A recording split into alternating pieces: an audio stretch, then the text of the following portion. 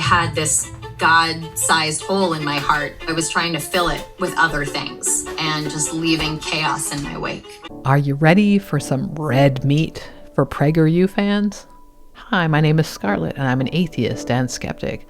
I like to look at people's accounts and stories about themselves and see what I think about the language and narrative they're telling. I have serious doubts about this woman's conversion account. I'm going to call her Tattoo Lady. This video isn't really about her as an individual. It's about the account she tells and whether she is a reliable witness to events around her. One of the things that happens to us when we reevaluate our life is we sift through and shift our memories, and we focus on what events support our narrative. Here, this woman is looking back on her teenage years through the lens of shame, her college years as someone trying to save America through Prager U, and her post-college years once again through the lens of shame. Her account may be true to how she feels, but I doubt her version of the people around her, their motivations, and what actually happened. So get out your Prager U bingo cards and let's go.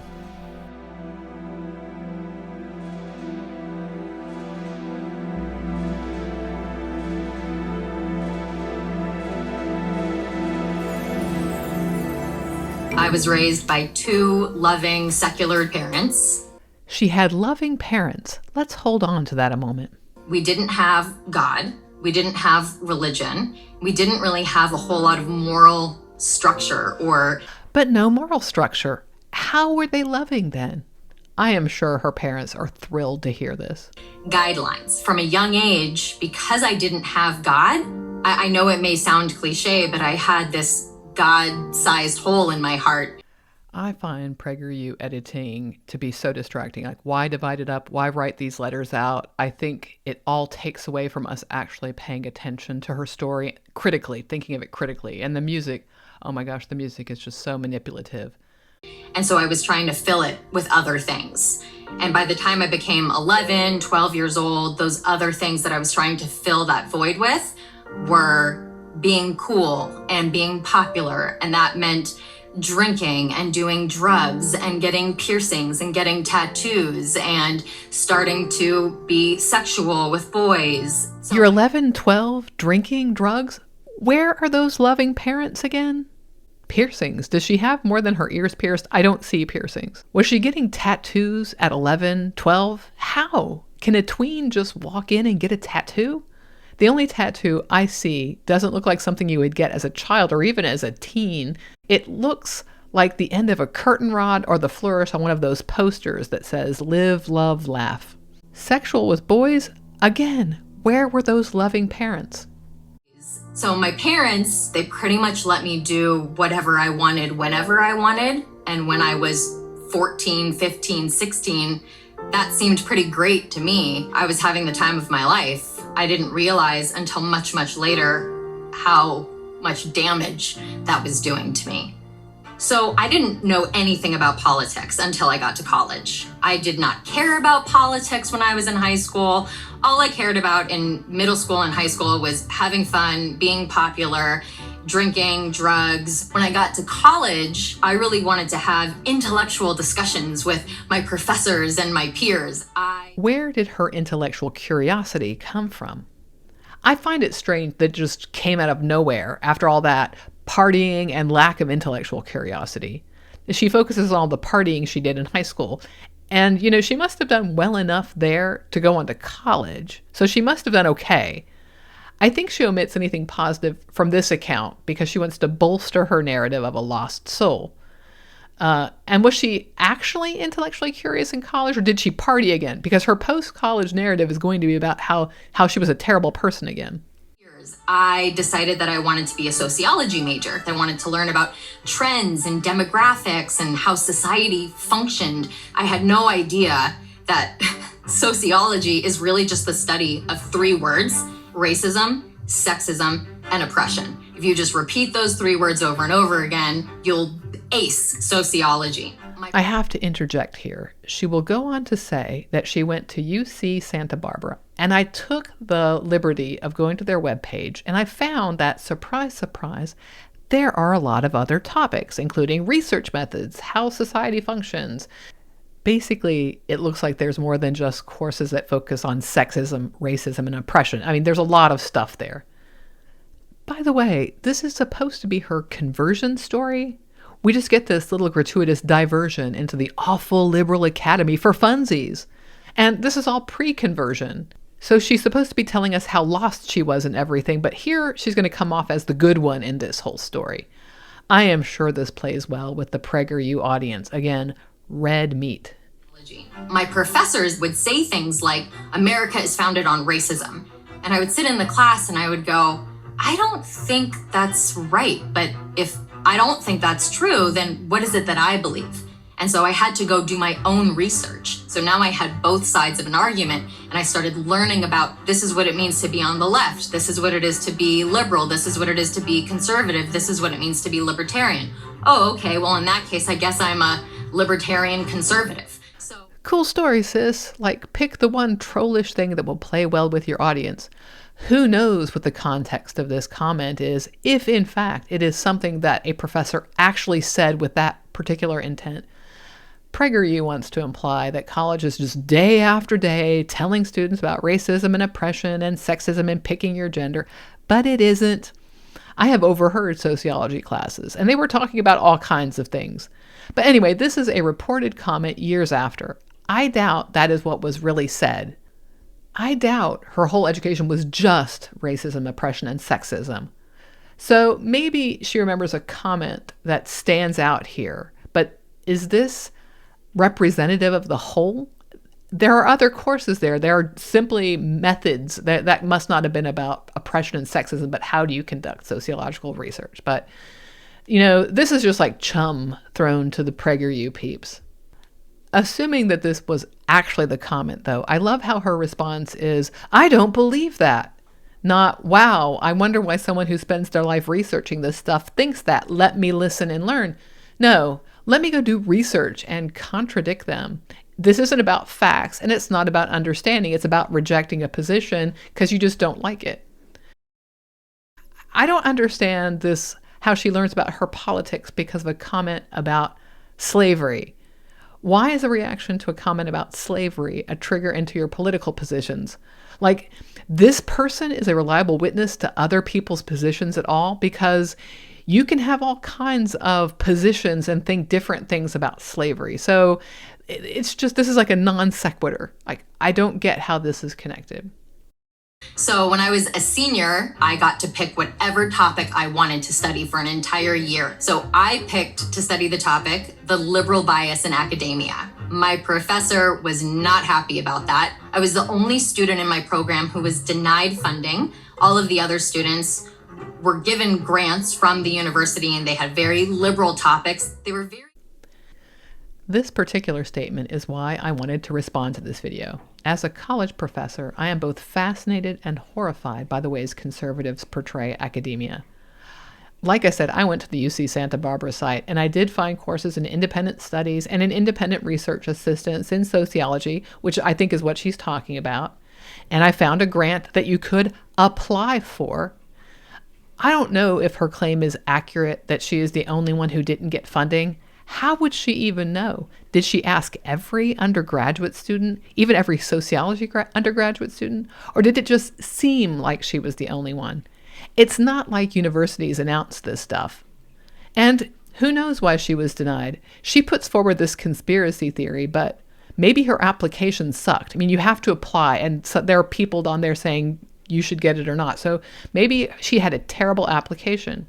Maybe she didn't have good letters from her professors because she was trolling them all the time. Hell, maybe she missed the deadline or didn't apply, just waiting for the free monies to rain down like manna from heaven. We don't know. This is just, she didn't get money, everybody else did, but is that correct? And how does she know that piece of information? Anyway, being denied money here plays well with the Prager U audience. Damn liberals pushing their agenda and persecuting people for just being a libertarian conservative. But I'm wondering, is liberal bias in universities a good topic for a sociology class at all? And if it is, it seems like a huge project, not something that you would just study for 2 semesters. These courses also want students to use research methods. And so maybe her professors thought that she didn't have good research methods, or that her research tools, surveys or interview questions, were inappropriate. So I don't know. As a side note, I do have colleagues from across the spectrum of politics. I know colleagues who are libertarian, religiously conservative, non-religiously conservative, blue dog Democrat. I know liberals, socialists. I know Democrats who are not as big on social issues as you might think. So I find the reductive view that Prager and pals have of politics to be so tiresome. She was presenting it like, oh, my professor just didn't like me exposing liberal bias. But who knows why the professor didn't want to work on it? I can think of thousands of things. When I taught literature, I had a couple of students who never got the concept of term paper. Instead of developing a literary thesis, they wrote what amounted to a magazine article, or they did a book report. Since they wrote things in drafts, I tried written comments and I tried meeting with them to get them on the right path. And they always smiled and nodded. The final draft was the same as the first draft. I never got that across to them. I've also regularly had students who misunderstood what I said. When they show me their notes or they put what they think is a quote from me on an exam, it is very distorted. And I've also served on a committee to work out grade appeals. And when I try to reconcile the student and the professor accounts, it's like the student is way off. Sometimes the professor says, here's my assignment, and I have the student completely misunderstanding what the assignment was and misunderstanding professor's comments. So, there's a lot more to it than this. And just to say oh, they didn't like this because, liberal bias, they didn't want me exposing that. We don't know that. We don't know that. So pardon me if I don't accept this woman's account of why her sociology professor didn't accept her proposal. They were very confused by me because when I was a senior at UC Santa Barbara, I had spiked purple hair, I had a tongue ring, I had tattoos, and I would open my mouth and loudly defend capitalism and, be a libertarian and say I'm a conservative. What is it with Prager U editing? Why divide her into 4 screens? What does all this communicate? All the versions of herself that she wants to project? And they would look at me and they would go, you don't look like a conservative. And I would say, well, what am I supposed to look like? Am I supposed to have a tennis racket and a pair of golf clubs and a polo shirt? I didn't understand why I couldn't look the way that I did and still be a conservative. Now look at her delight in reporting this. I am sure the PU audience eats this up. Look at punk rock tattoo lady sticking it to the libs. I guess having purple hair and piercings is okay if you're a libertarian. I thought the piercings and tattoos were signs of brokenness and lack of parental guidance as a teen. Now here you are trolling people.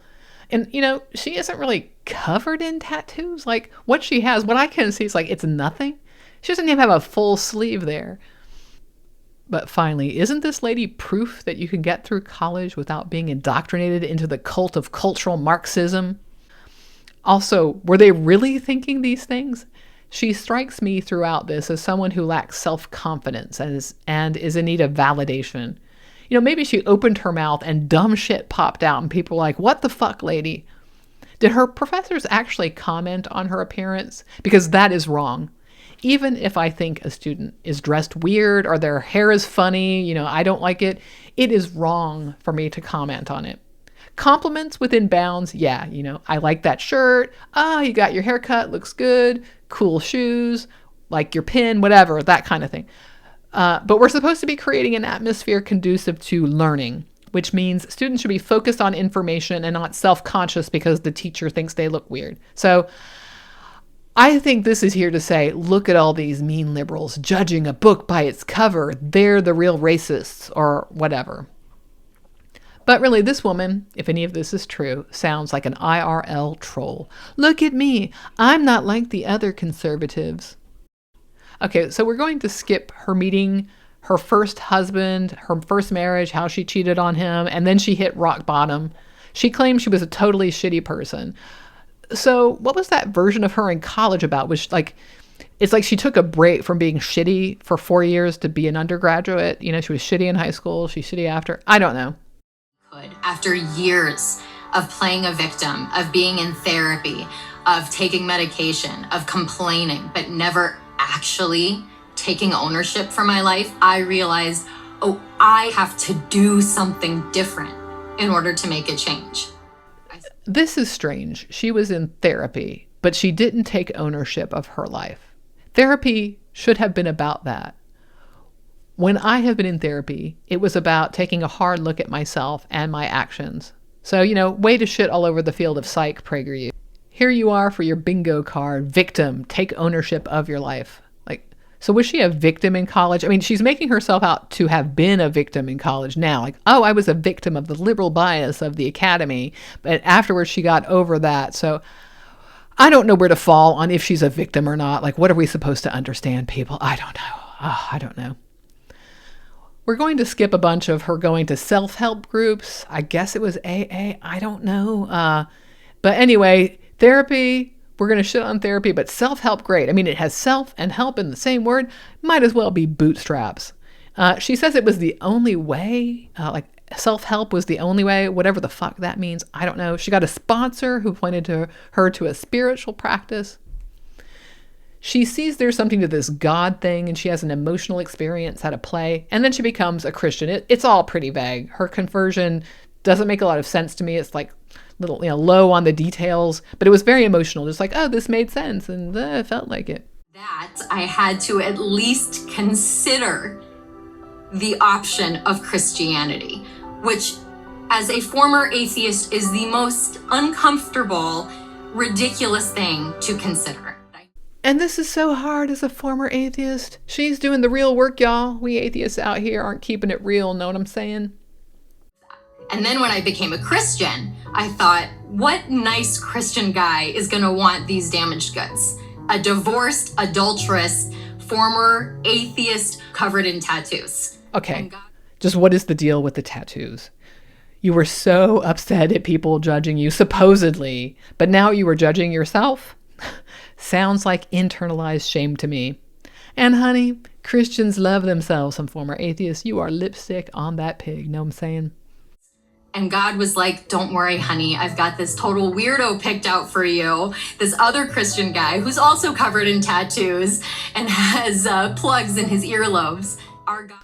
Oh, wow. A Christian with tats and earplugs. Such punk rock, so rebel. We're not like other Christians. There were a few years when I really did step away from politics. Politics had been my religion for so long that I needed to step away from it when I discovered my true religion and my God. Oh, politics was your religion. Is that what was going on when you were in college? She doesn't actually go into this at all, so. But, oh my gosh, if I could work for Prager U, that would be like a dream come true. I left the legal world and the corporate world behind so that I could try to help save America. Listen to that music. So upbeat. She's really got her life figured out. Anyway, suck up to Dennis, baby. Pucker them lips.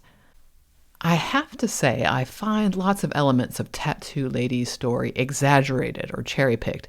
It may be her emotional truth, but in terms of teaching us anything, we have lots of space for doubts about this being what actually happened. As I said, we curate our memories to fit a narrative about ourselves, and we are constantly shifting them to match how we feel today. This is a well-known psychological phenomenon. I don't buy the loving parents who offered no moral guidance. Either she did not recognize it as such, or she is misrepresenting this. I don't buy the drugs, drinking, tattoos, and piercings at age 11 and 12. And by the way, it is so normal for teens to experiment with all of this stuff. Everyone I knew, myself included, drank, experimented with some drugs, partied, had sex. It was the exception not to do so. And we were all believers. And it was the same in college. There were lots of even fundamentalist religious people. And away from home, they had fun. They drank, they had sex. So this is very, very normal. I'm not saying any of it is smart, but it is normal. And I never felt a God-sized hole. I even had a mother who went through a midlife crisis, and I barely saw her when I was like 16, 17, 18. I could talk about all kinds of dysfunction that I had in my teen life, but that wasn't all that there was. I actually did okay at school. I was in clubs. I hung out with friends. I had jobs. There were other things that I did too, and I managed to go to college and like she did. So she must have had other stuff going on. And, I don't buy the sudden interest in intellectual topics at college age. This extended tangent into her college years has nothing to do with her finding Jesus. It is just red meat, raw, offered up to Prager about the awful lefty liberal snowflakes who can't handle the truth. I don't buy her version of her education. Education is often not about hard truths, but I think people want it to be. There's a lot of discussion that goes on. People are exploring topics, and I think sometimes that's missed. And, how are we supposed to trust her account of college since she was such a horrible person in high school and a horrible, broken person after? But she was fine then. This just doesn't hang together. Anyway, her going off to do her own research, like a flat earther, tells me that she's somebody that's going to go off and confirm her beliefs. We have the pop at psychology. I guess it's only about drugs. I know that a lot of this Prager U audience thinks that therapy is only about giving you drugs you don't need. But, when I was in therapy, I had to look at my own behavior and get a handle on myself. Anyway, this idea that she was broken had to have come out of her conversion. I went through troubled periods. I frankly did some stuff I now think was stupid, but I never felt broken. I just felt human, a finite being moving through life with some success and some failure. Prager likes to snap a chalk line on the ground and say, this is good and this is bad, and if you're here, you must accept this cluster of things. That is not the case. Life is much more nuanced than that. Anyway, that's what I have for you this week. As always, I've been Scarlett, giving my life meaning and purpose by making a video. And if you liked it, you can YouTube like it. And if something stuck out to you, put it in the comments below. I'm curious to hear what you think of Tattoo Lady down here. Christian Tattoo Lady. Oh, she's not like the other Christians, baby. She's different. And while you're down there, you can like, subscribe, do all the YouTube stuff. You're on YouTube. You know what to do. I'll see you in the next one. Bye for now.